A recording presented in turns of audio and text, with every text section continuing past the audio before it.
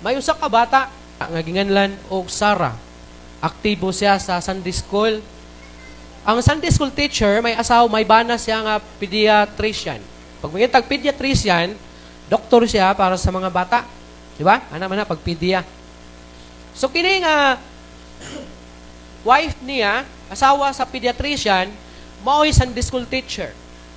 And then during sa ilang discussion, isa sa mga topic sa giwali or gitudlo ni sa asawa sa pediatrician o sa Sunday school teacher, miingon siya nga bisan unsa pwede kita nga makaalagad sa Ginoo bisan unsa nga pamaagi, magamay o madako, pwede ka nga makaalagad sa Ginoo. Bisan unsa pa man, magamay o dako, pwede ka nga makaalagad sa Ginoo. Niduol ang usa ka siguro, niduol ang usa ka bata nga ginganlan og Sarah, mingon sa teacher, kanang unsa ba akong mahimo para makaalagad ko sa Ginoo? Ingon ang teacher niya, ingon niya, bisan magbutang ka lang og flowers dala sa water base. Dako na kaayo na nga dungog diya sa pag-alagad sa Ginoo. So ingon ang bata, ingon siya nga, gamay raman kayo na, teacher, marag ka nang dili kayo dungganan. Kaya gamay ra kayo nga buluhaton. So gisultihan usab sa siya ni teacher, ingon siya nga, diha sa Ginoo, magamay o dako ang tanan dungganan. Tanan nga imong gihimo, walay gamay o dako atubangan sa Ginoo, ang tanan dungganan. So mikuha siya, usa ka siguro pagka Sunday, nagdala siya og flowers. May nakita siyang water base na dito sa suok. So tungod kay iyang una-huna, medyo gamay kayo ang iyahang contribution diya sa church. So iyang gibutang ang iyahang flowers sa gamay nga water base dito takilid, di kayo mapansin. So iya kini ginahimo every Sunday, kadala siya og bulak tani sa kilid. And then napansin ni sa pastor og iyang gibutang ang water base diri sa tubangan. Agig pag-appreciate na every Sunday kadala gyud og flowers si Sarah, ang usa ka bata. So, mo tiyang ginahimo, every Sunday kadala siya og flowers. And then, tingala ang may mga kasimbahanan na wala naman si Sarah. And then, yang gitawagan ang ginikanan, and then dito nahibaluan niya na na-confine ang maong bata sa ospital. Nagkasakit siya og leukemia. So, nagkasakit ang maong bata og leukemia nga si Sarah. And then, ang pediatrician nga kauban po sa church, ginaadtuan dayon niya ang bata. Ginagahinan gid niya schedule ang bata para mabisitahan gid niya, makumusta. And nakita niya ang bata nga murag hopeless na ang bata. Tungod kay ang dati nga Sarah nga bibo, ang dati nga Sarah active kaayo, pala istorya, pala katawa kaayo, mapahuman kay nga bata, napulihan og kasubo nga nagpingot sa kasakit ug namayat ang iyahang lawas. Gamay siya, unya gibalot siya og panapton, balot.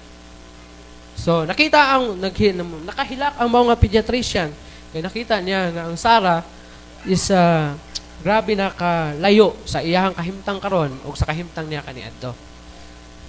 So, usa ka Domingo, after 4 weeks siguro or after pila ka Domingo, nga wala gid kasimba ang mga bata because sa iyang leukemia. And kabalo ang pediatrician, ya dili na magdugay ang mga bata. So, usa ka Domingo, samtang nagwali si pastor, mihunong siya sa pagwali. Kaya nakita niya nga may niabot sa likod, siguro sa tubangan. And then, pagtanaw sa mga member kay nihunong si pastor, ug dito ni tanaw sa entrance, milingi tanan mga member sa church, ug nakita nila si Sarah, nagiagak, nagibalot, ang iyang lawas, pero makalakaw pa sa hinay kayo. And then, nagdala siya og flowers sa iyang kamot. And then, nagbaktas siya. Kay gusto sa ginikanan nga ihatod siya diri pero nagpabuhi siya siyang kamot o mingon siyang mubaktas na ko. So, hinay siyang milakaw, nagdala siya og flowers, gibutang niya sa tubangan, and then nagkuha siya og ballpen, og may gisulat siya nga. Nagkuha siya og papel na gamay, nagsulat siya. And then, after 4 days, namatay ang mga bata. Nasubo ang pastor, nasubo ang pediatrician, nasubo ang tanan, nasubo ang mga members sa church. Kaya ang bata nga si Sarah, is dili na makabutang og flowers dito sa water vase. Last na to niya. Then with a litter. So, gikuha sa pediatrician ang litter sa mga bata. And after 3 days, or after pila ka adlaw, human malubong si Sarah, nakikita sa kay pastor.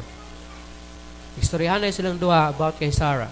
And ingon sa mao nga pediatrician, ingon niya, nakoy ihatag nimo pastor.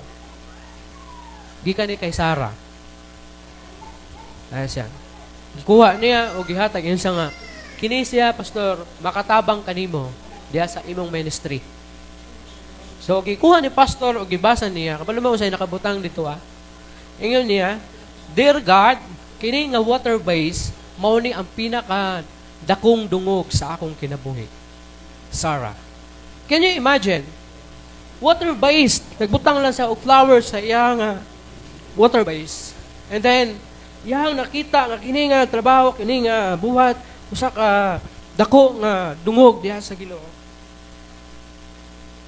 Usa ka bitaw makaingon ta na kung gihimo nato para sa Ginoo, kanang dili ta makaingon nga dili ni sa usa ka dako nga dungog diha sa Ginoo. Sama sa gingon, natanan na atong gihimo kung kini para sa Ginoo, usa kini ka dungganan para sa Ginoo. Si Sarah nakita niya ang pagbutang niya og bulak niya sa iyang water base, mao kini ang pinakadakong dungog sa iyang kinabuhi. And until nga siya katapusan na lang katapusan niya ang simba, gipakita niya na kaya niyang mag-serve sa Ginoo pinaagi sa pagbutang og flower sa iyang water base.